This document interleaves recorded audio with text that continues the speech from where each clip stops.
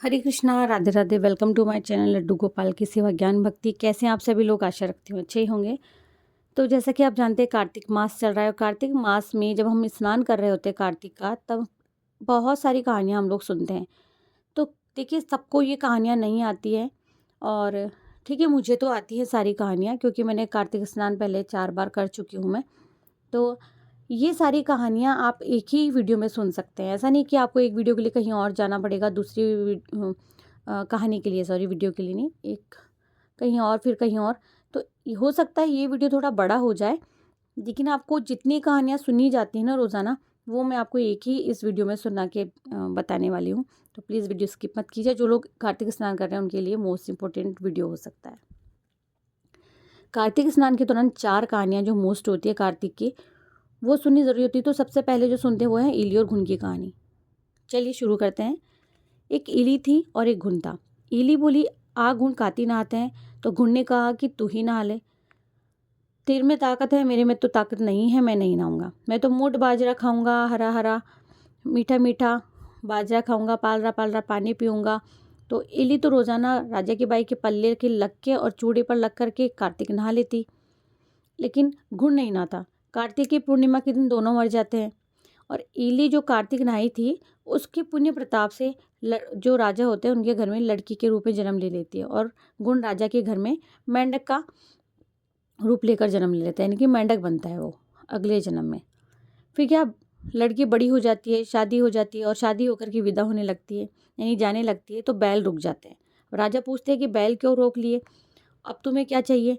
तो बाई बोलती है राजा की कि इस मेंढक को मेरे रथ के बांध दो, वो भी सांकल से। तो राजा ने कहा कि ऐसे कैसे हो सकता है, मेंढक को कैसे बांध सकते हैं? कुछ भी हीरे मोती पन्ना माणक जो मांगना है वो मांग लो, वो ले जाओ, लेकिन मेंढक नहीं दे सकते। मेंढक फुदक फुदक कर बार बार बोलता रहा कि भाई मुझे भी साथ चलना है। और फिर राजा की बाई ने कहा कि अगर मेंढक नहीं भी भेजोगे तो मैं भी सासरे नहीं जाऊंगी। फिर क्या, बाई के साथ साथ में फुदक फुदक कर मेंढक भी जाता जाता है।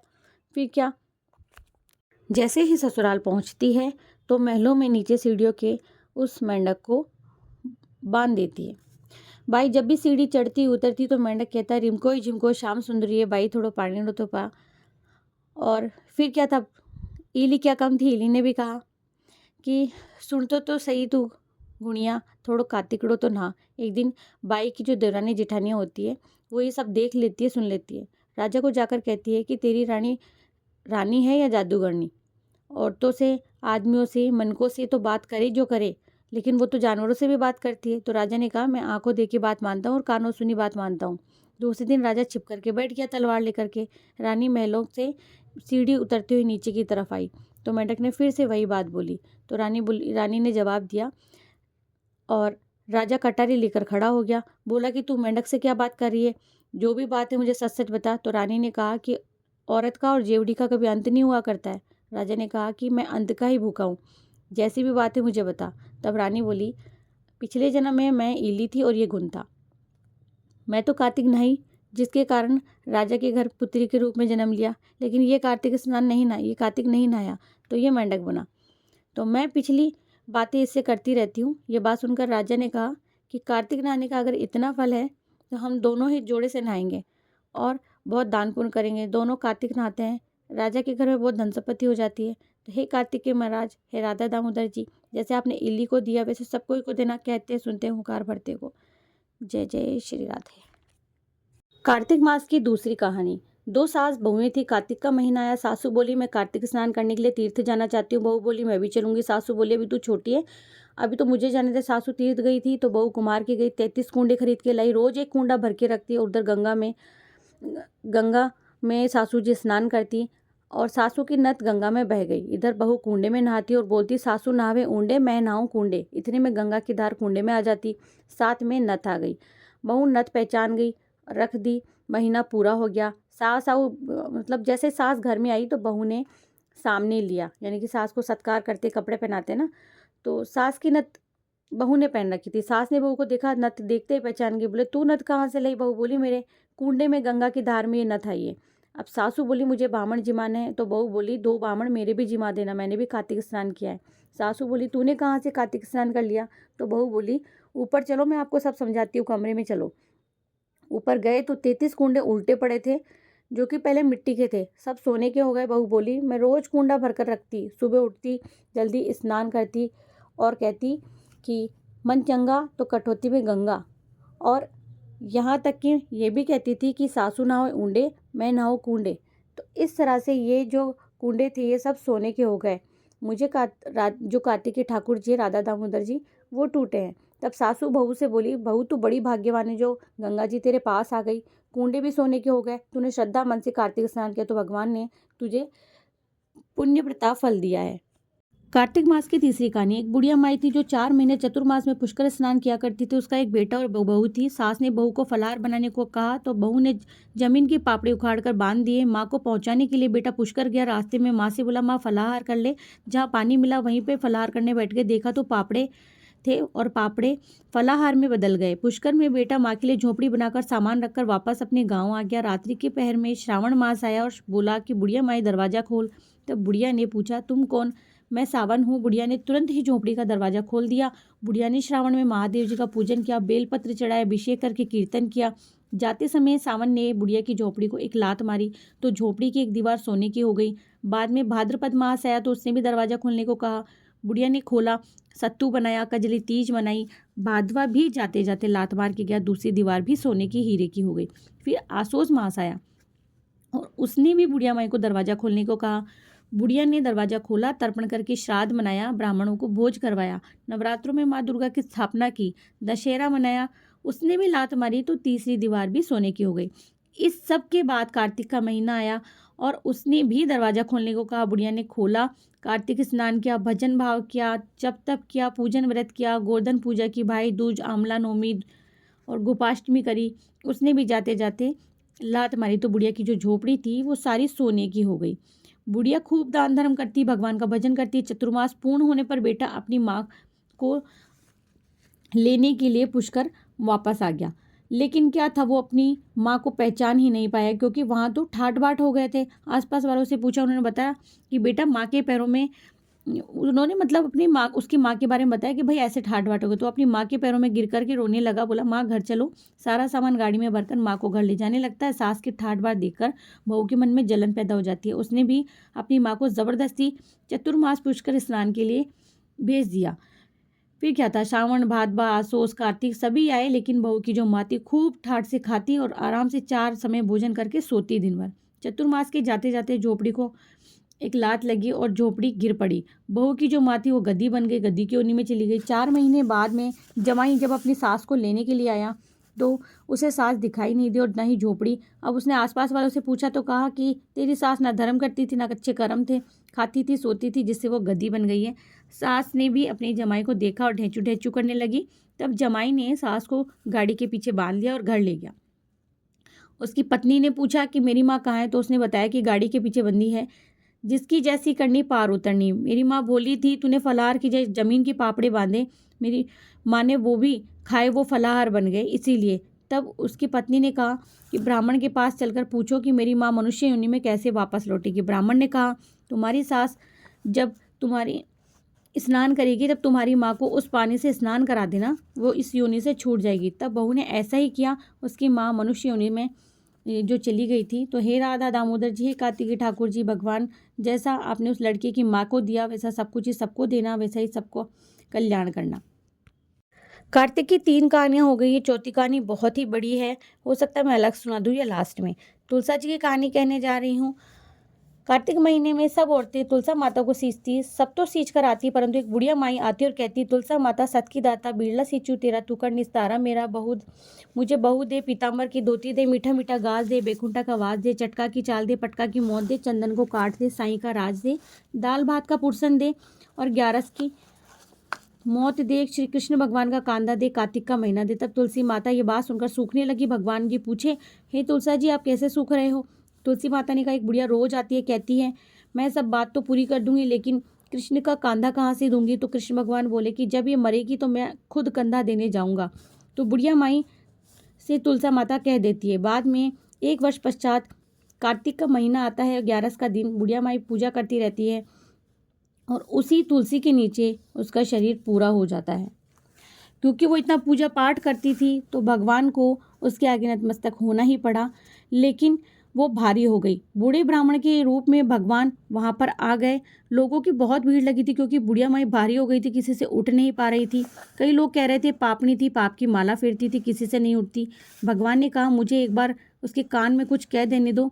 तो भगवान ने कान में जाकर के कहा कि बुढ़िया माई मन की निकाल ले, पीताम्बर की धोती ले, मीठा मीठा घास ले, बेकुटा का बास ले, चटक की चाल पटक की मौत, दाल भात का फुरसन ले, 11 का दिन ले, कार्तिक का महीना ले, श्री कृष्ण भगवान का कांधा ले। बात सुनते बुढ़िया माई हल्की हो जाती है। भगवान उसे अपने कंधे पर ले जाते हैं। चंदन की लकड़ी से उसे मुक्ति मिल जाती है। हे तुलसी माता, जैसे आपने उसकी मुक्ति करी वैसे सब कोई की मुक्ति करना।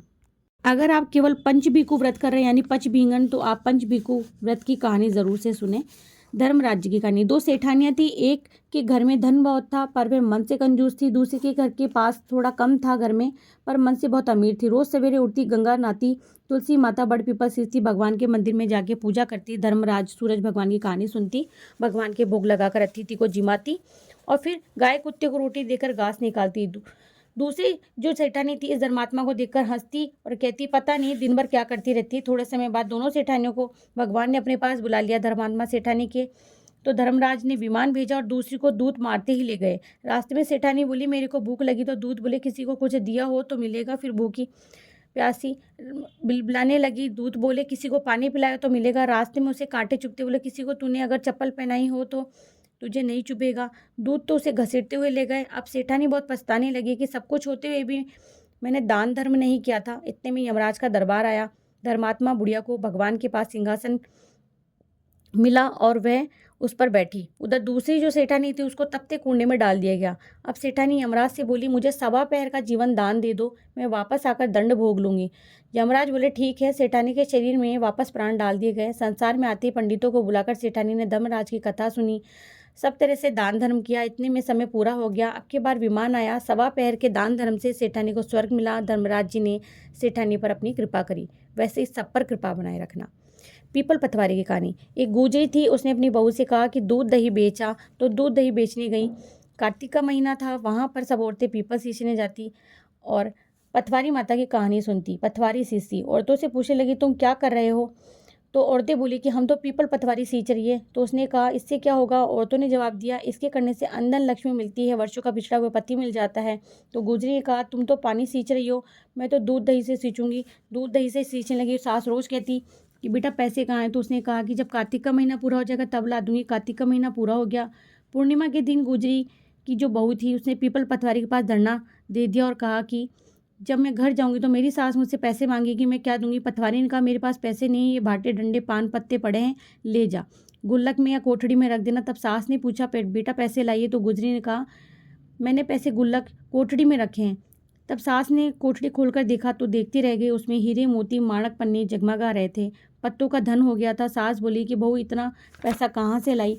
तो बहू ने आकर देखा कि बहुत धन गड़ा है। तब गुजरी की बहू ने कहा सासू जी मैंने तो 1 महीना दूध दही से पीपल पतवारी सींची और उससे धन धान्य हो गया। मुझे बांडे डंडे पत्ते मिले थे, लेकिन जो मैंने उसमें कोठड़ी में रखे थे ये सब तो हीरे माणक हो गए, मुझे तो पीपल पतवारी टूटी। तब सासू जी ने कहा अब की बार मैं भी पतवारी सींचूंगी। कार्तिक का साल आया। सासू दही बेचने जाती, दही सब कुछ बेचकर आती और हांडी को धोकर पीपल पतवारी में सींच देती। बहू से कहती कि बहू बेटा पैसे मांग। तो बहू ने कहा कि सास से थोड़े ना हिसाब बहू मांगती है। सासू जी ने कहा मांग। सासू जी महीने के आखिर में पीपल पतवारी पर जाकर धरना देकर बैठ गई और वही पतवारी माता ने कहा कि ये डंडे पान पत्ते हैं मेरे पास, तो तू ले जा। कहा कि गुल्लक में ले जाकर धर दे, कोठड़ी में ले जाकर के धर दे। फिर बहू ने खोलकर देखा तो उसमें कीड़ा कचरे बिच्छू बिलबिला रहे थे। बहू ने सास से कहा ये क्या? तो सास ने कहा कि पीपल पतवारी ने तेरे को अंधन दिया, मुझे कीड़े मकोड़े। तो पीपल पतवारी बोली बहू तो निस्वार्थ सी स्थिति सत के मारे सींचा और सासू जी धन के मारे सींची आपने, इसीलिए हे पीपल पतवारी माता, हे भगवान, जैसे बहू पर प्रसन्न हुए वैसे सब कोई पर प्रसन्न होना। लपसी तपसी की कथा आखिर में सुनी जाती है, इसलिए आखिर में सुने गंगा जमुना की कहानी। एक गंगा थी, एक जमुना थी। दोनों बहिनें एक साहूकार के खेत में से जा रही थी। जमुना के तेरे अनाज के दाने उसके पैर में अटक कर टूट जाते। गंगा बोली कि बहन तेरे तो ग्रहण लग गया, चोरी हो गई। तब जमुना बोली कि बहन अब ग्रहण कैसे हटेगा? तो गंगा ने कहा 12 महीने के लिए साहूकार के यहाँ नौकरी कर ले, तेरा ग्रहण उतर जाएगा। बाद में जमुना साहूकार के यहाँ गई, बोली मैं नौकरी करना चाहती हूँ, मैं तुम्हारे यहाँ सारे काम करूँगी परंतु 4 काम नहीं करूँगी। बोले कौन से काम? तो कहा झूठे बर्तन नहीं मांजूँ, झाड़ू नहीं लगाऊँ, बिस्तर नहीं बिछाऊँ और दिया नहीं चासूँ।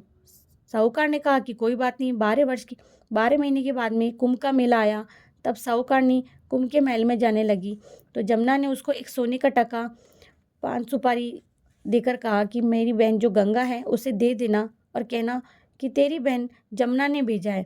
तो उसने वहाँ जाकर गंगा जी को सोने का टका 5 सुपारी गंगा के हाथ में दे दिए और बोली मेरी बहन जमुना से कहना कि तेरे 12 महीने पूर्ण हो गए हैं। जो साहूकार ने थी उसने आकर सेठ और सेठानी से कहा। सुनते ही जमुना की सहज से धारा फूट पड़ी। साहूकार सिर पकड़कर रोने लगा तो जमुना जी सपने में आकर बोली, साहूकार चिंता में मत पड़ो, तुम्हारा कोई भी ऐसा तुमने कर्म नहीं किया है जिसके कारण तुम्हें रोना पड़े।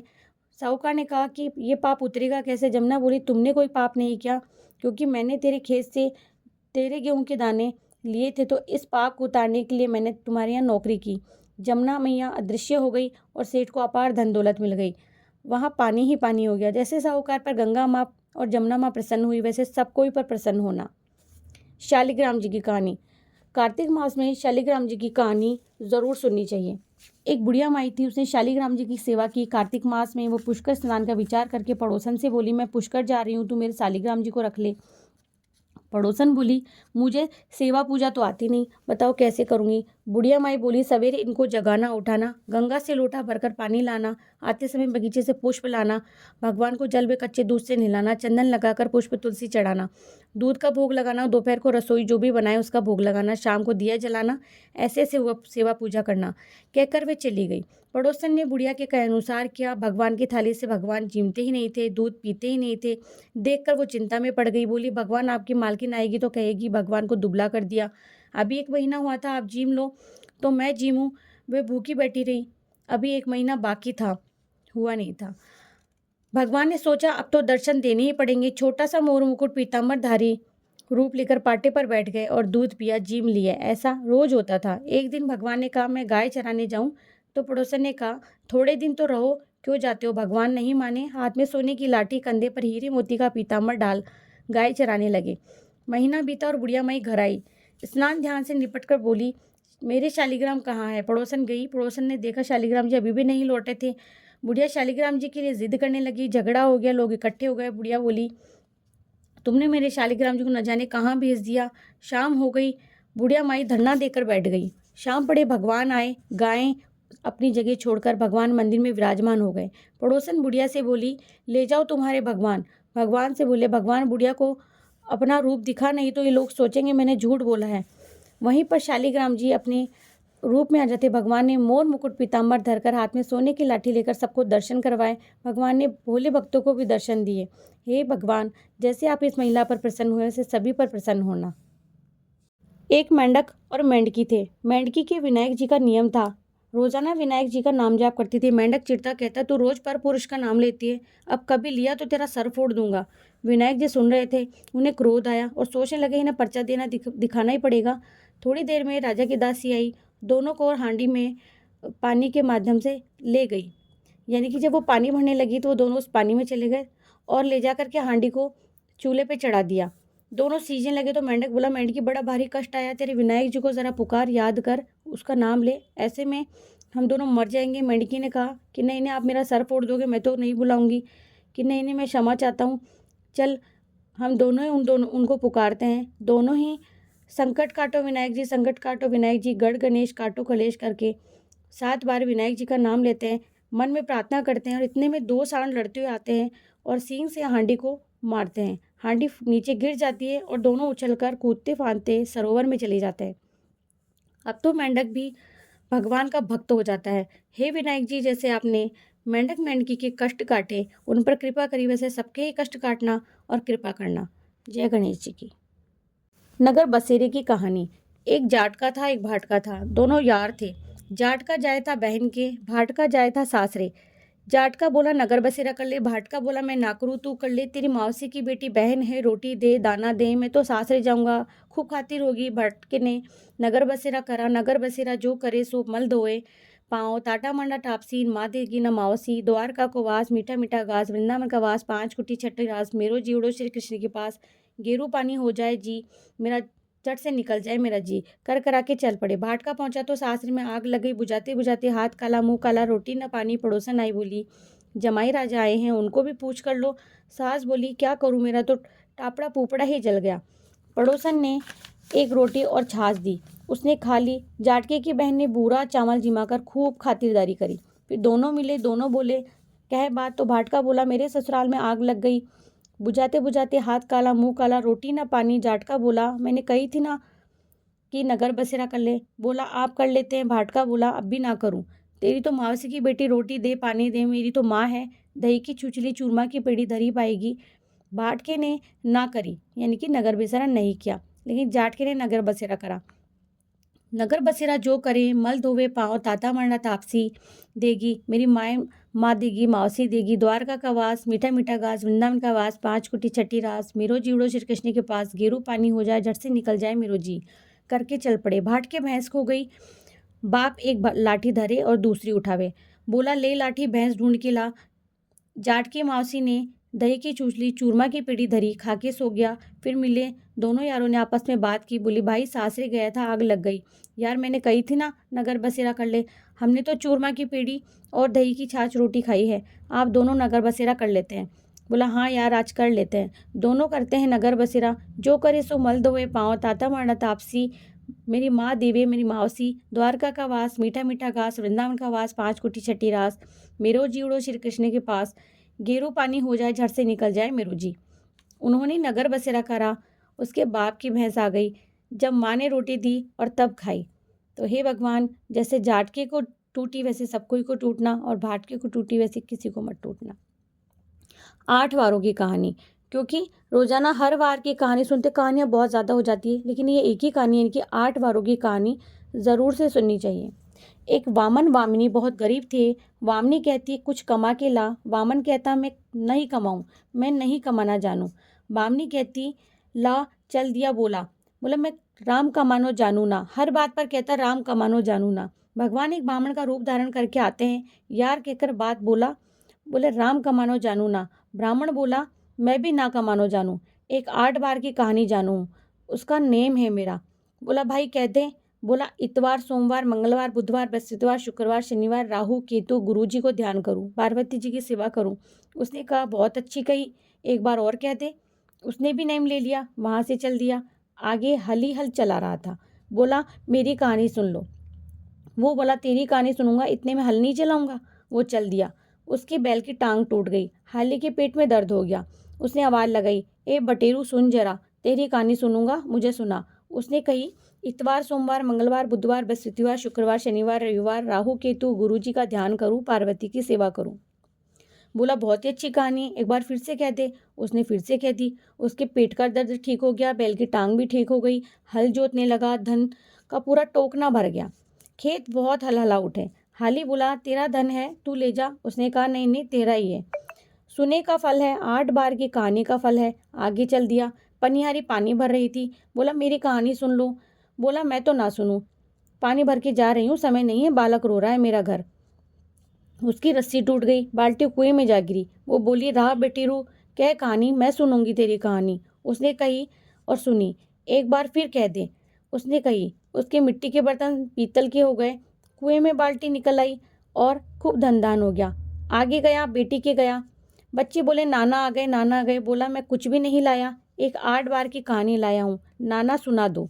नाना ने कही और उन्होंने सुनी। इतवार सोमवार मंगलवार बुधवार वीर शुक्र शनि राहु केतु गुरु जी का ध्यान करूं, पार्वती की सेवा करूं। नाना बहुत अच्छी लगी, एक बार और से कह दो। उसने फिर कही। बेटी के घर में भी खूब धन लक्ष्मी के भंडार हो गए। बच्चे बोले कहानी सुनने का फल है, 8 बार कहानी का फल है माँ। फिर आगे चल दिए। ब्राह्मणी ने दरवाजा खोला, दरवाजे पर ही खड़ी थी। बोली यूँ खाली हाथ ही आ गए, बोला था ना कि कुछ कमाओ। तो फिर उसने कहा राम का मानो जानू ना। वो बोले कुछ तो लाए होंगे। बोला एक 8 बार की कहानी लाया हूँ, सुनना है तुझे? तो उसने कहा हाँ सुनाओ। बोले कह दो। ब्राह्मण ने कहा और ब्राह्मणी ने सुनी। इतवार सोमवार मंगलवार बुधवार वीर शुक्र शनि राहु केतु गुरु जी का ध्यान धरूं, पार्वती की सेवा करूं। बोली बहुत ही अच्छी लगी, फिर से कह दो। उसने फिर कह दी। उसके घर में भी खूब अन्न धन लक्ष्मी का भंडार हो गया। बोली तुम कह रहे थे ना कुछ ना लाए हो, ये कहानी सुनने का फल है, 8 बार की कहानी का फल। जैसे उस ब्राह्मण ने 8 बार की कहानी टूटी, वैसे सब कोई को टूटना, कहने वाले को और सुनने वाले को और हुंकार भरते वाले को। नित्यनेम बाबा की कहानी। एक छोटी लड़की नित्यनेम पूजा करती थी। भावज बोली काम की ना काज की, सारे दिन अनाज की, नित्यनेम करती है, बड़ी आई। लड़की एक टांग पर खड़ी होकर बोली, हे नित्यनेम बाबा, अगर मैं सच्चे मन से आपको ध्याती हूँ, पूजा करती हूँ, आपको मानती हूँ, तो आप सोने की मूर्ति बनकर इस आड़िए में विराजमान हो जाओ। भगवान का सिंहासन डोलने लगा। छोटी सी लड़की तप कर रही थी तो नित्यनेम बाबा वहाँ प्रकट हो जाते हैं, सोने की मूर्ति बनकर आड़िए में विराजमान हो जाते हैं। लड़की आंख खोलकर देखती है तो सोने की मूर्ति बैठी होती है। अब आवाज लगाती है, माँ देख लो, भाभी आओ आप भी देख लो, देखो मेरे नित्यनेम बाबा कितने सुंदर कितने प्यारे हैं। माँ भी ध्यावे, भाभी भी ध्यावे। सभी परिवार वालों ने दर्शन दर्शन किए। हे नित्यनेम बाबा, जैसे छोटी सी लड़की का आपने सत रखा, वैसे ही सब किसी का सत रखना, कहते सुनते होकार भरते हुए का। पंच भिखु व्रत की कहानी। जो पंचभिखन आते हैं यानी कि आखिरी के 5 दिन, वो कहानी पंचभिखु की कहानी। एक साहूकार के एक बेटे की बहू थी, जिस बहुत ही ज्यादा सुंदर थी। उठकर कार्तिक के महीने में रोजाना गंगा जी नहाती थी, लेकिन पराये पुरुष को नहीं देखती थी। एक राजा था, वो भी रोजाना गंगा जी नहाने आता था। राजा का लड़का कहता कि मैं रोज सुबह नहाता हूँ, मेरे से पहले कौन है जो आता है। जब 5 दिन कार्तिक के बीत गए तो उस दिन साहूकार का जो बेटा था, बेटे की जो बहू थी, नहाकर जा रही थी और राजा का बेटा वहीं से आ रहा था। शोर सुनकर जल्दी से वह जाने लगी, जिससे वह अपनी माला मोचड़ी वहीं पर भूल गई। तब राजा के बेटे ने वह मोती की माला और मोचड़ी देखी और कहा कि माला इतनी सुंदर है तो इसे पहनने वाली कितनी सुंदर होगी। बाद में सारी नगरी में ढिंडोरा पिटवा दिया कि जिसकी ये माला है वो मेरे पास 5 रात आएगी, तब मैं उसकी माला मोचड़ी दूंगा। और वह खुद तोते का पिंजरा टाक कर बैठ गया। सुबह साहूकार की बहू आई, पहली पीढ़ी पर पांव रखा और भगवान से कहा कि अगर मेरे में सत है, मैं पवित्र स्त्री हूँ, तो इसे नींद आ जाए। और उसे नींद आ गई। वह नहाकर चली गई। राजा का बेटा उठकर बैठ गया और तोते से पूछा कि क्या वह आई थी? तो तोते ने कहा हाँ आई थी। बोले कैसी थी? तोता बोला आभा जैसी बिजली, गुलाब जैसा रंग। राजकुमार ने कहा आज तो मैं उंगली चीर कर लेट जाऊंगा, फिर मुझे नींद नहीं आएगी। दूसरे दिन मैं उंगली चीर कर बैठ गया। तब वह आई और भगवान से प्रार्थना की। भगवान उसके सत के कारण उसे नींद आ गई और वह वहां से नहा करके चली गई। तब उसने उठकर तोते से पूछा आई थी वो? उसने कहा हाँ आई थी। राजकुमार ने कहा आज दूसरी रात है, आज मैं आंखों में मिर्ची डालकर बैठूंगा। और रात को मिर्च डालकर बैठ गया और फिर पूरी रात चिल्लाता रहा। 4 बजे तक जैसे ही उसे थोड़ी तसल्ली आई, उसे नींद आ गई और वह नहाकर चली गई। राजकुमार ने तोते से पूछा आई थी? उसने कहा आई थी। फिर उसने कहा आज तो मैं बिना बिस्तर के बैठूंगा, ठंड है, मुझे नींद नहीं आएगी। और वह रात को बिना बिस्तर के बैठ गया। तीसरी रात में भी वो आई और जैसे उसे नींद आ गई, वो नहाकर वहाँ से चली गई। जब वह नहाकर जाने लगी तो आंखें बंद करके वो लेटा हुआ था। राजकुमार फिर उठा और वह नहाकर जा चुकी थी। उसने पूछा तोता आई थी? बोले हाँ आई थी। साहूकार की बहू ने भगवान से 4 रात निकल जाने पर भगवान से हाथ जोड़कर और धन्यवाद प्रकट किया। कहा कि 4 रात आपने मेरा सत रखा और 5 रात सत रखने के लिए और भी धन्यवाद। 5वीं रात को भी वह उसी प्रकार से वहाँ पर आई और तोते से बोली पापी से कह देना कि तेरी 5 रात पूरी हो गई, इसलिए मेरी मोतियों की माला मोचड़ी मेरे घर भिजवा दे। फिर राजा ने तोते से पूछा कि वे आई थी? तो तोते ने कहा कि हाँ आई थी और उसने कहा है कि मेरी माला मोचड़ी घर भिजवा दो। तब राजकुमार ने सोचा कि वह तो सच्ची थी, उसका तो भगवान ने भी सत रखा। थोड़े दिन बाद राजकुमार के शरीर में कोढ़ निकल आए, वह तड़पने लगा। राजा ने ब्राह्मण को बुलाकर पूछा कि मेरे बेटे का शरीर क्यों जल रहा है? तब ब्राह्मण ने कहा कि वह पवित्र स्त्री थी, उस पर बुरी नज़र रखने के कारण आपके बेटे को ये रोग हो गया है। तब राजा ने पूछा कि अब ये कैसे ठीक होगा? तब ब्राह्मण ने कहा उस साहूकार की बहू को धर्म की बहन बना लो और उसके नहाए हुए जल से स्नान करवाओ, इसके कोढ़ ठीक हो जाएंगे। राजा उसकी माला मोचड़ी लेकर घर आ गया। साहूकार से कहा ये माला मोचड़ी आप अपनी बहू को दे दो और उसके नहाए हुए जल से मेरे बेटे को नहला दो। साहूकार ने कहा कि किसी भी पर पुरुष का मुंह वो नहीं देखती है। इस नाली के नीचे राजकुमार को बिठा देना, जब वो नहाएगी तब उसके ऊपर पानी आ जाएगा। बाद में राजकुमार बैठ गया और नहाया तो उसकी चंदन जैसी काया हो गई। हे पंचभिखु देवता, जैसे साहूकार की बहू का सत रखा, वैसा सभी का सत रखना, सभी का कल्याण करना। सभी कहानियां सुनने के बाद लपसी तपसी की कथा जरूर से सुननी चाहिए। कार्तिक स्नान करते हैं तो तारे निकलने के बाद ही भोजन करते हैं, इसीलिए तारा भोजन की कथा ज़रूर से सुने। इसके बाद लपसी तपसी की कथा। किसी नगर में साहूकार था, उसकी एक बहू जो थी तारा भोजन करती थी। एक दिन उसने अपनी सास को कहानी सुनने को कहा तो सास ने मना कर दिया, कहा कि मुझे अभी अपनी पूजा करनी है। उसने फिर अपनी जेठानी से कहा, उसने भी मना कर दिया।